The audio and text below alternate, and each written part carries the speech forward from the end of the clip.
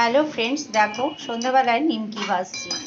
ছেলের আবদারে নিমকিটা ভাজতে হচ্ছে। দুদিন থেকেই বলছে যে নিমকি ভেজে দাও মা, নিমকি ভেজে দাও। আমার আর সময় হচ্ছিল না। তো আজকে বললো আজকে তোমাকে ভেজে দিতেই হবে। তাই ছেলের আবদার কি করব, আমরা মা হয়ে তো ছেলের আবদার মেটাতেই হবে। তাই এই যে নিমকি ভাজতে শুরু করলাম। তো নিমকিটা ভেজে নিই, তারপরে রাত্রে খাবার তৈরি করব। তো এই নিমকির মধ্যে কি দিয়েছি চলো তোমাদের বলে দিই। দিয়েছিলাম ময়দা দিয়ে তৈরি করছি নিমকিটা। এতে আমি ময়ামে দিয়েছিলাম সাদা তেল, আর এই যে আর কিছুটা বাকি আছে, অল্প করেই ভাজলাম, এর শেষটা দিয়ে দিলাম। এই যে এখানে কিছুটা ভাজা হয়েছে।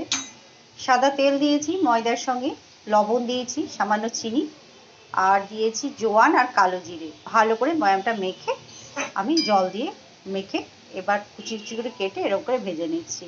গ্যাসের ফ্লেমটা লো করে ভাজবো।